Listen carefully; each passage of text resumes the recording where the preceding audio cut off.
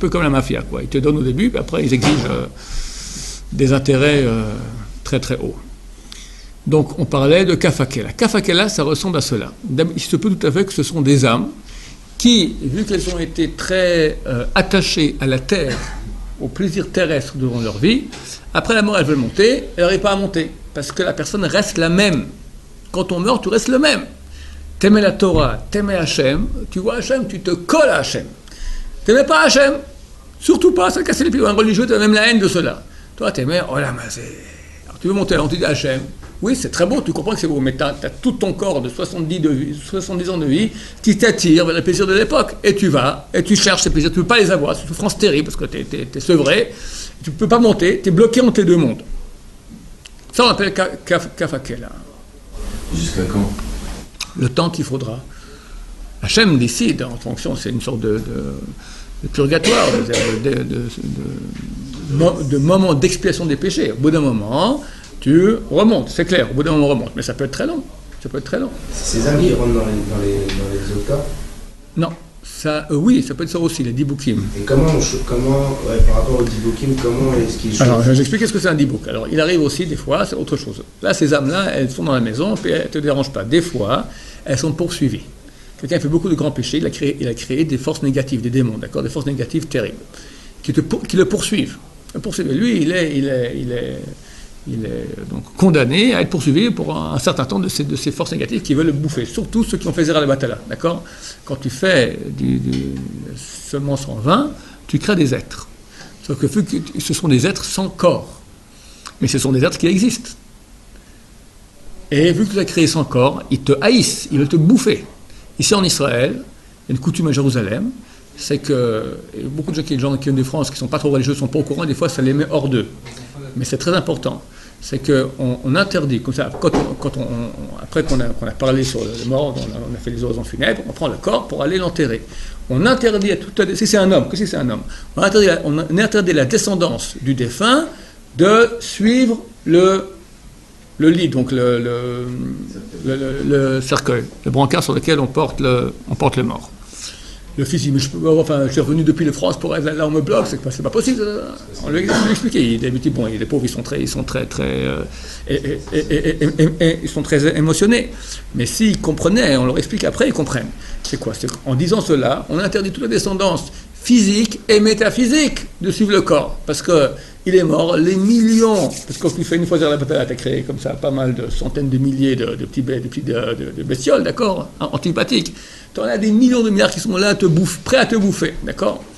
On espère que ça sert à quelque chose, on n'est pas certain. C'est clair que tu ne peux pas dire le type il a péché toute sa vie, après il dit vous le suivez pas, et ok c'est bon, on rentre à la maison. C'est pas comme ça que ça se passe.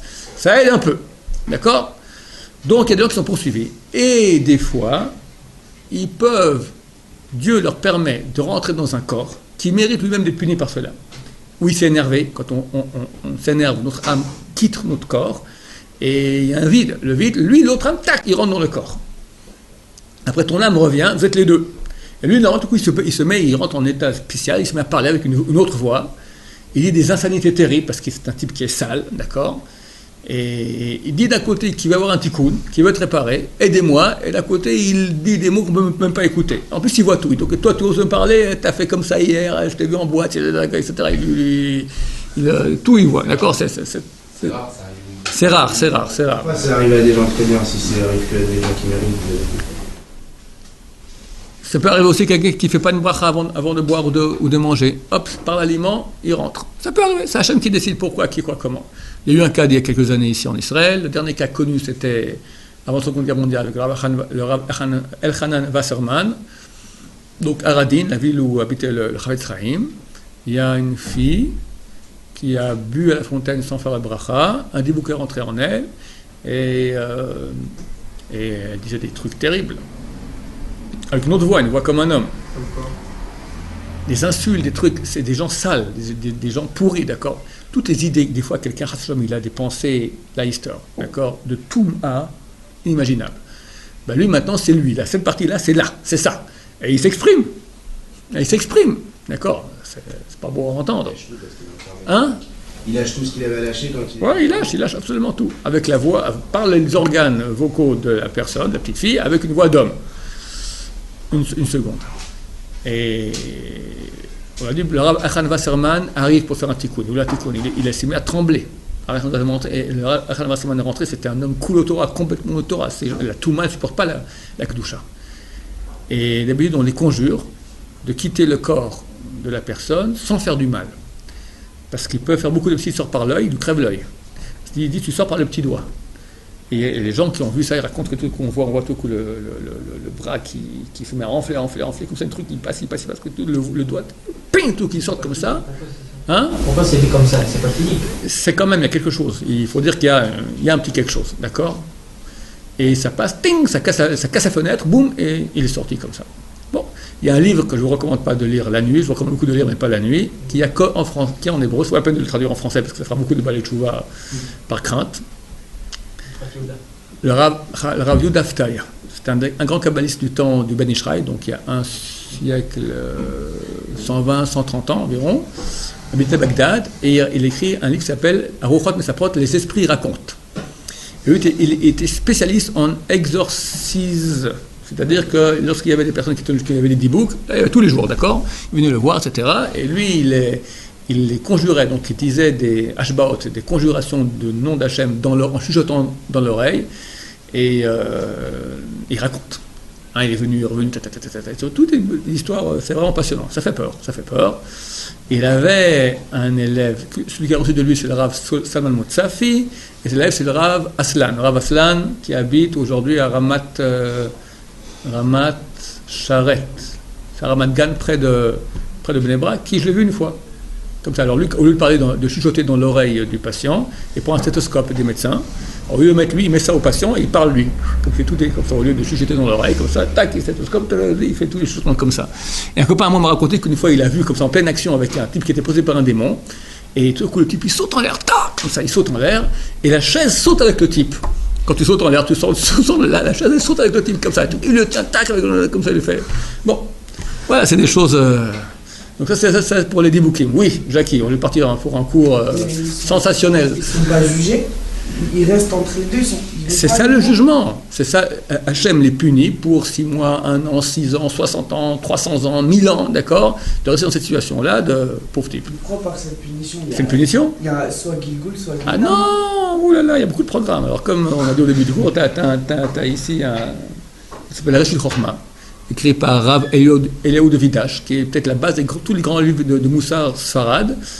Il vivait au temps de Rabbi Yosef Karo, donc à Tzfat, il y a 500 ans, et il cite là-bas le Zohar, beaucoup de Zohar. Il a un traité qui s'appelle Traité Gehenam. Vous savez c'est quoi l'enfer? Traité Kafakela.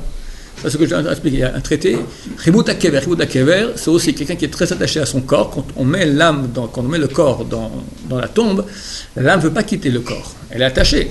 Quand je parle il y a plusieurs parties d'âme, mais les parties qui sont basses, qui sont attachées au corps, sont attachées au corps. T'aimes ton corps, t'aimes manger, t'aimes les plaisirs, t'aimes, tu ne veux pas quitter.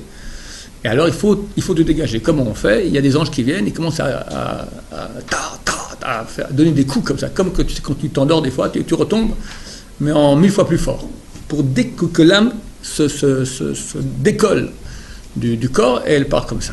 La Gemara elle dit qu'il y a 903 sortes de morts.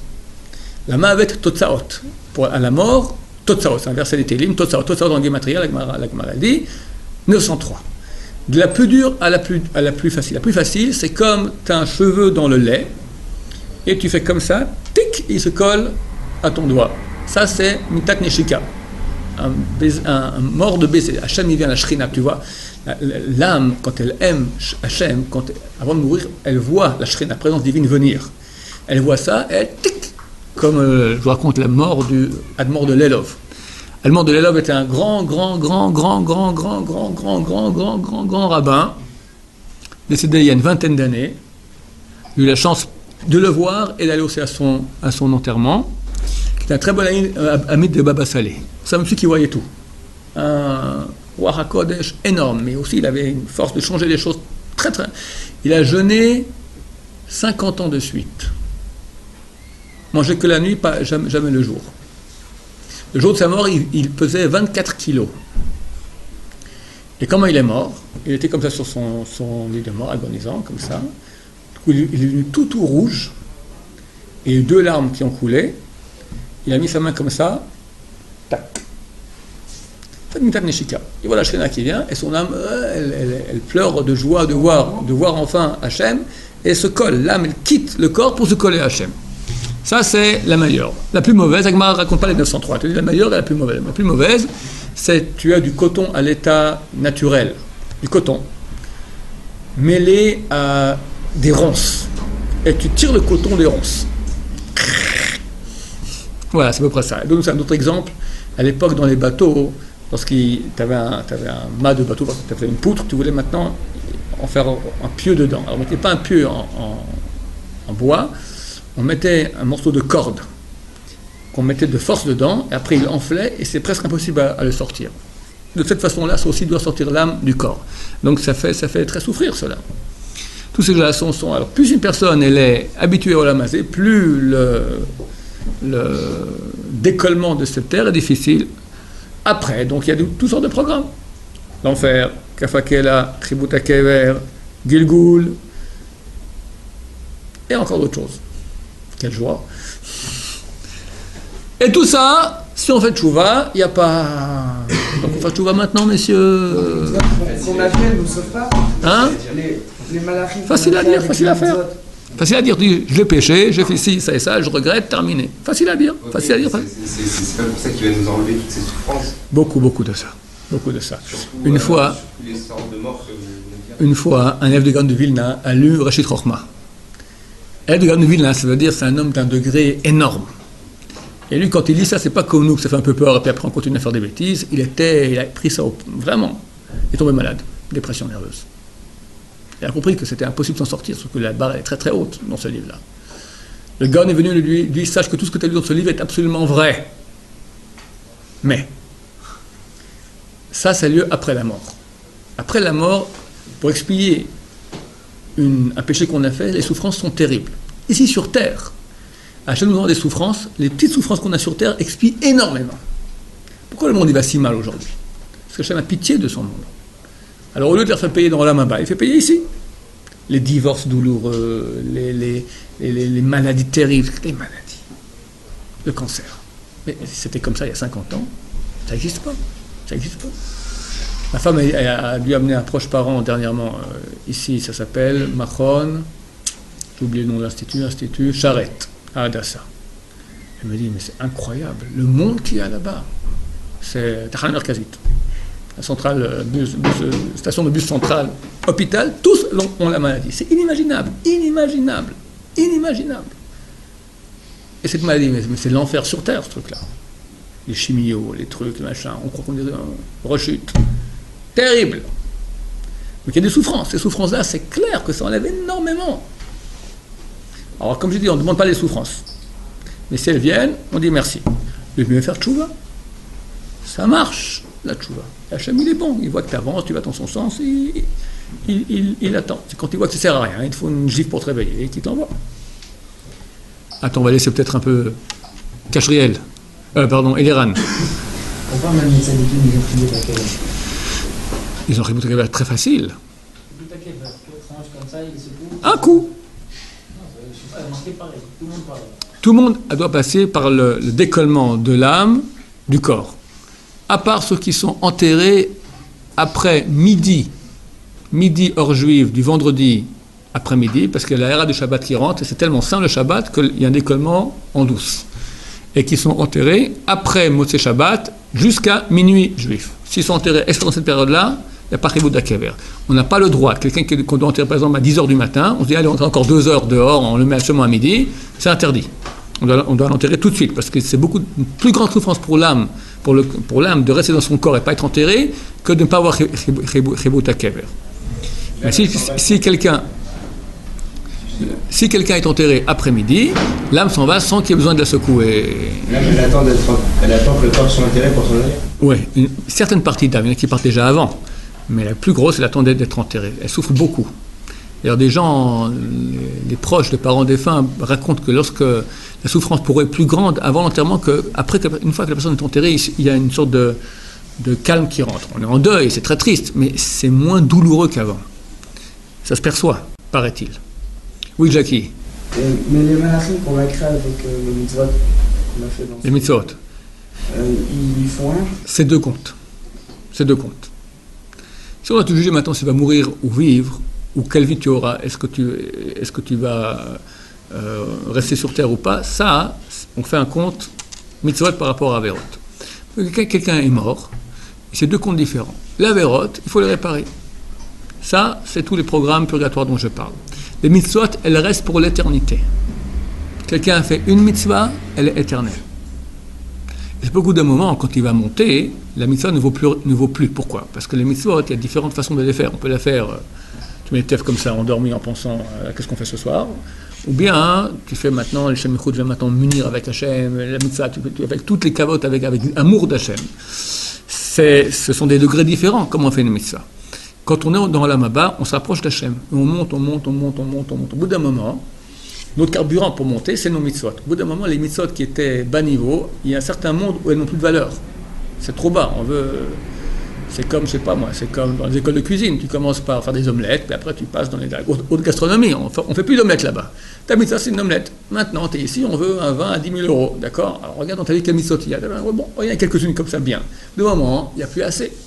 Là, ça arrive, des grands tzadikim demandent à revenir en Gilgul sur terre, ou en Ibour Neshama. Gilgul, revenir ici, naître dans un corps. Pour faire des mitzvot, refaire quelques mitzvot qui leur manquaient, les faire mieux. Ou des fois, c'est Ibour Neshama. Ibour Neshama, c'est quoi? C'est une âme d'un tzadik qui manque d'une certaine mitzvah, ou qui lui manque une qualité dans la mitzvah, comment elle a été faite. Elle revient dans un corps, mais pas, elle ne va pas naître dans ce corps et mourir dans ce corps, elle vient dans un corps qui existe déjà. D'accord? Jackie, tu es là, tout à coup, tu vas faire une grande mitzvah ou une mitzvah rare, comme ça on m'a dit dernièrement, ou une mitzvah que tu fais avec beaucoup de mitzvot nefesh. Tu dis, moi j'ai envie de rentrer à Strasbourg, je reste à l'Yeshiva. À ce moment-là, tu as des neshamot de Baba Saleh, quelle belle mitzvah, rentrer à la Yeshiva, très bien, tout ça, hop, ils rentrent dans ton corps et t'aident à faire la mitzvah. Ils t'aident à faire la mitzvah, et eux, et toi, et eux, vous réceptionnez le mérite de cette mitzvah. Lui, parce qu'il t'a aidé. Du coup, tu as eu la pêche comme ça, allez, c'est bon, je reste. Cette pêche que tu as eue, c'est la mitzvah qui vient et qui t'a aidé. Lui, il reçoit le mérite, toi aussi tu reçois le mérite. L'avantage qu'il a, lui, c'est que s'il revient en Gilgul, vraiment dans un corps, il peut faire des péchés aussi. Donc c'est la roulette russe. On reste beaucoup. Donc le Gilgul, c'est dangereux. Venir en Ibour Neshama, tu as une garantie. Tu n'auras que le mérite de la mitzvah, Avera pas. Si tu fais une Avera, l'âme du sadique, elle te quitte tout de suite. Alors, il va te faire Avera, tu commences à penser à la F, d'accord? Ou comme on dit en français, vous dites d'accord? À l'envers, vous dites M-E-F, d'accord? Dès que tu as le M du mot, d'accord? Déjà, la mitzvah, elle est partie. Ouais, quand les sadikim, ils rentrent.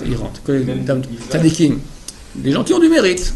Je ne sais pas si à notre niveau, la mitzvah qu'on va faire, elle sera métaken, le petit manque, la petite faille de la mitzvah. Si, bien sûr. Ça, nous, même si on fait la plus grande des mitzvot aujourd'hui, on ne pourra pas.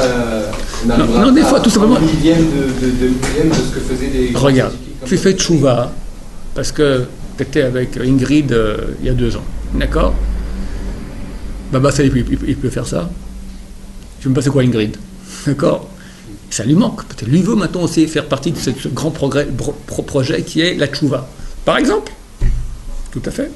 Il n'a pas cette mitzvah. Tu fais une mitzvah qu'il n'a pas. Quelqu'un, le Chafetz Chaim, il n'a jamais vécu en terre d'Israël. Toi, tu viens maintenant, tu fais tout le monde, Maasrot.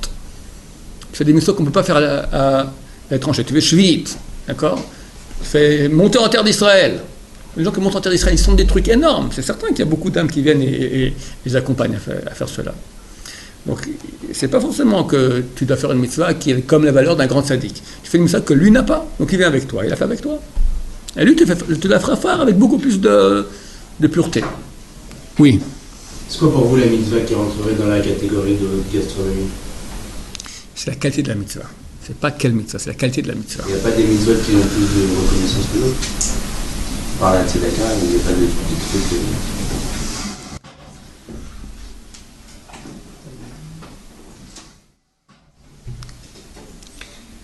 Non. Quand je dis maintenant dans les mondes plus hauts, il faut une mitzvah de meilleure qualité, c'est pas telle ou telle mitzvah qui a plus d'impact. C'est la qualité de la mitzvah. Est-ce qu'elle est faite avec amour d'Hachem, de façon désintéressée? Tu comprends?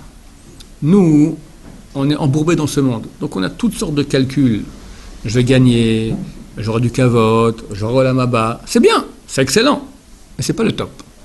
C'est comme avec une femme, je vais expliquer ça souvent, d'accord? Si à ta femme, tu lui dis des mots gentils pour qu'elle fasse une omelette demain, bon, tu as un calcul comme ça, tu sais qu'elle me reste tranquille, je fais tout ce qu'il faut tous les jours, comme ça, bon, c'est pas génial. Mais si c'est vraiment le discours amoureux, très mollo, que tu vis profondément, ça a beaucoup plus d'impact. Avec Hachem aussi. Avec Hachem aussi. Mais ça, comme j'ai dit, c'est un très haut niveau qui s'acquiert lentement.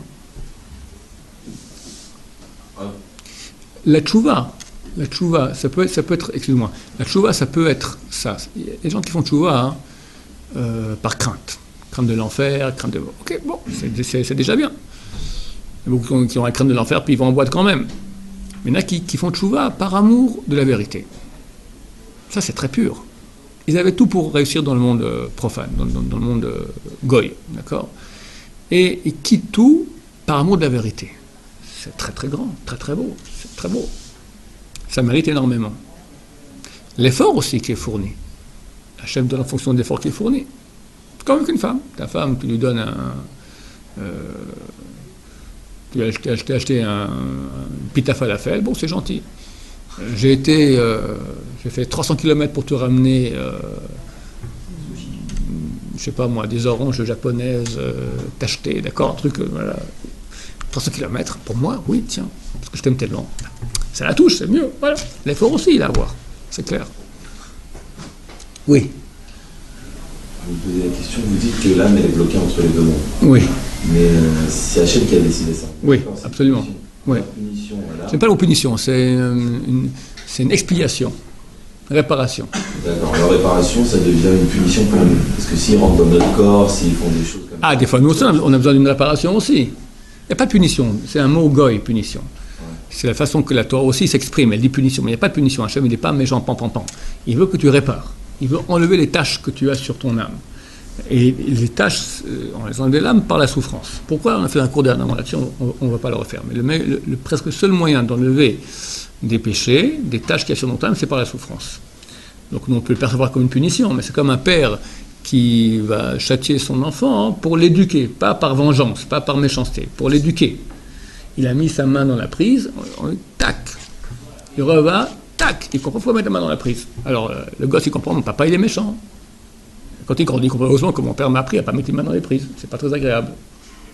C'est à peu près le même principe. Oui.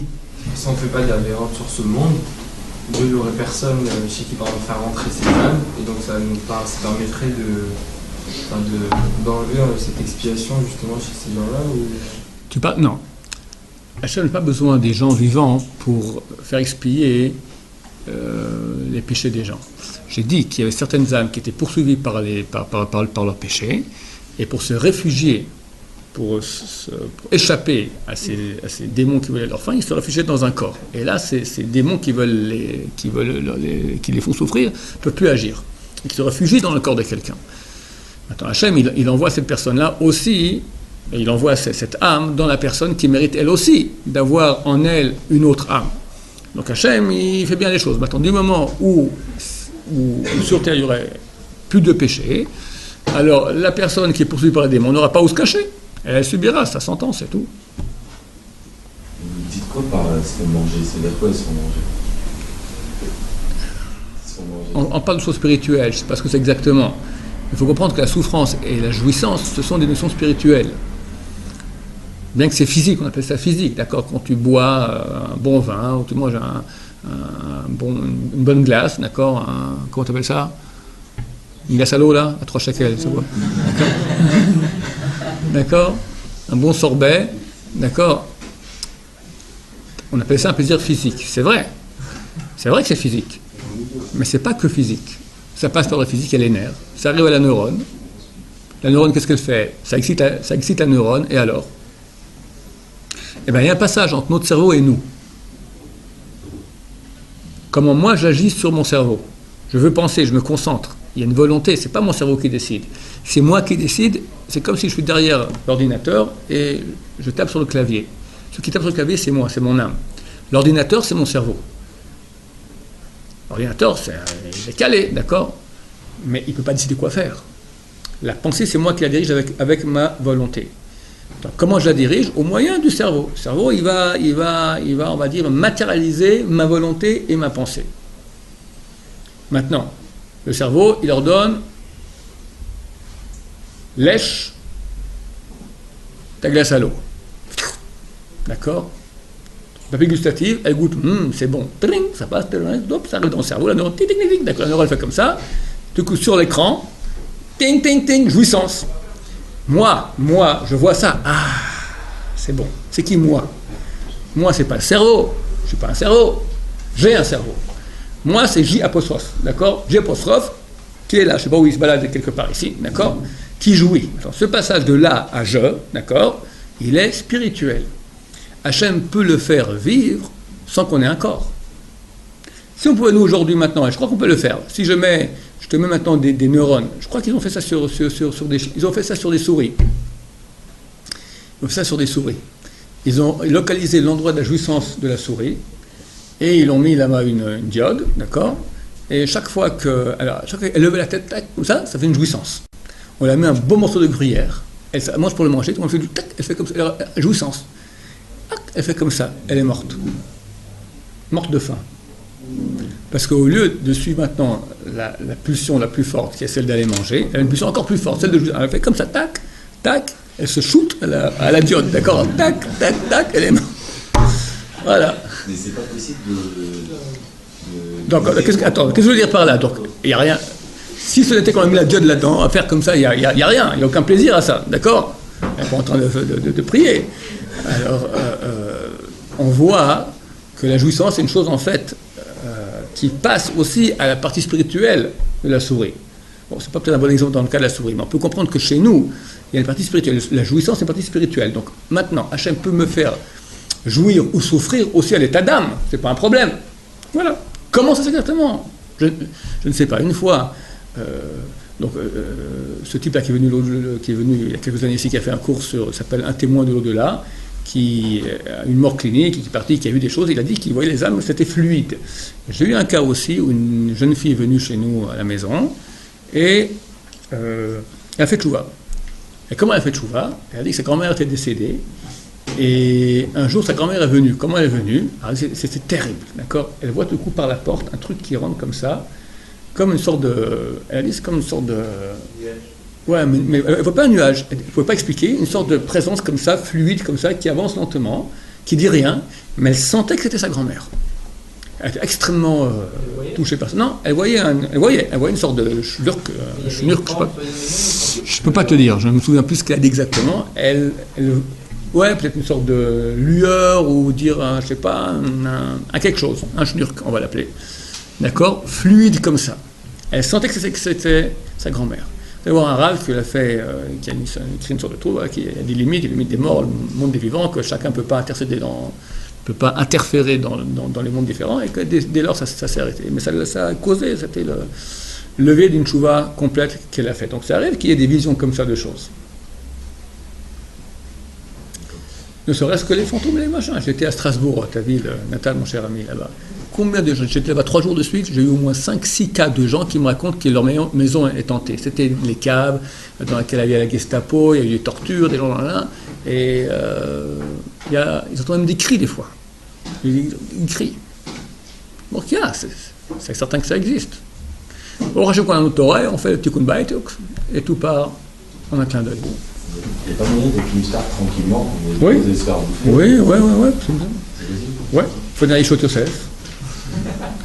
Bien s'asseoir, bien muscler le postérieur, s'asseoir, piner sur la Torah, après faire ce qui est marqué dans la Torah, et ça passe comme une enveloppe à la poste. Très tranquille, avec un grand bonheur. C'est pas si dur. Pas si dur. C'est pas si dur. Faire attention, millimètre par millimètre, on avance, on grandit, on fait tchouva, on devient un tzaddik, et voilà, pourquoi pas. On peut tout réparer. Il suffit de dire que je regrette et j'arrête. C'est extraordinaire. Baruch Adonai, l'Amen.